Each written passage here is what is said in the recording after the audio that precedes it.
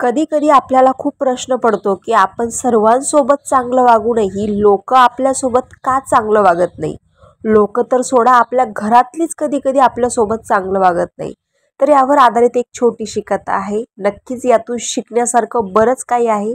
अगदी छोटा व्हिडिओ आहे, त्यामुळे शेवटपर्यंत नक्की बघा. आपण चांगले तर जग चांगलं, ही थोरा मोठ्यांची शिकवण आपण अंमलात आणतो. परंतु बऱ्याचदा अनुभव असा येतो की कितीही चांगले वागा, पण लोक आपल्याशी वाईटच वागतात. असं का? हा प्रश्न आपल्याला नेहमी पडतो आणि चांगुलपणावरून आपला विश्वास उडायला लागतो. त्यावर उत्तर दिले एका साधू महाराजांनी.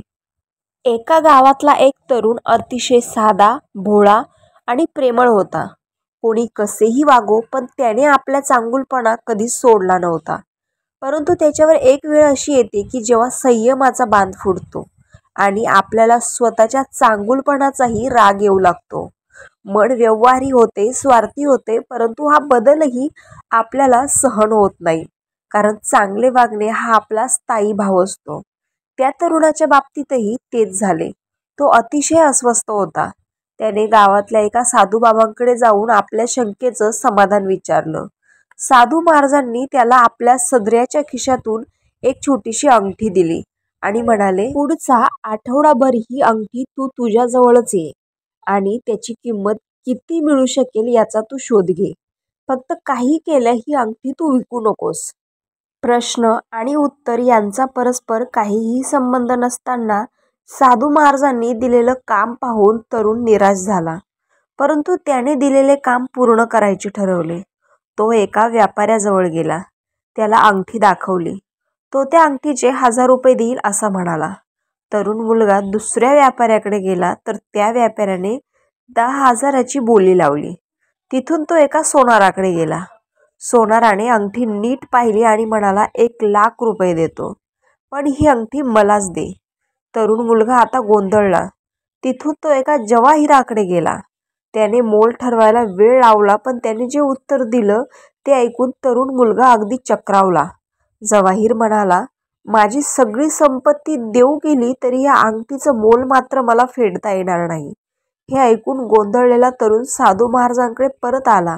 त्याने सगळी हकीकत साधू महाराजांना सांगितली. त्यावर साधू महाराज म्हणाले, बाळा, अंगठीची किंमत ज्याने त्याने आपल्या कुवतीनुसार सांगितली. जो खरा रत्नपारखी होता त्याने ही अंगठी खूप अमूल्य आहे असं सांगितलं. याचाच अर्थ आपले गुण ओळखणारा आणि त्या गुणांची कदर करणारा सुद्धा तेवढाच गुणवान असावा लागतो. जे लोक तुझी किंमत करत नाहीत ते त्यांच्या कुवतीप्रमाणे तुझ्याशी व्यवहार करतात. मात्र जे तुला ओळखतात ते तुझी किंमत, योग्यता समजतात. तू ही अंगठी आहेस हे आधी ओळख आणि तुझी किंमत सामान्य व्यापाऱ्याने ओळखावी अशी अपेक्षा करूच नकोस. तू तुझा चांगुलपणा कायम ठेव. कोणीतरी एखादा रत्नपारखी आयुष्यात नक्कीच भेटेल. एक गोष्ट सदैव लक्षात ठेव की रिकाम्या भांड्यावर झाकण आणि चुकीच्या विचारांची पाठराखण काहीच उपयोगाची नसते. तुम्ही चांगले आहात की वाईट हा विचार कधीच करू नका. कारण लोकांना गरज पडली की तुम्ही चांगले आणि गरज संपली की आपण वाईट. आपण पायाने चालतो तेव्हा तो प्रवास होतो, हृदयाने चालतो तेव्हा ती यात्रा होते आणि भान हरपून चालतो तेव्हा ती वारी होते. माणूस एक अजब रसायन आहे. आवडला तर त्याचे दोष दिसत नाही आणि नाही आवडला तर त्याचे चांगले गुण पण दिसत नाहीत. नेहमी मन निर्मळ ठेवा व प्रामाणिक राहा. कुणी कितीही फसवले तरी एक लक्षात ठेवा, प्रामाणिक माणसाच्या पाठीशी नेहमी सत्य उभं असतं.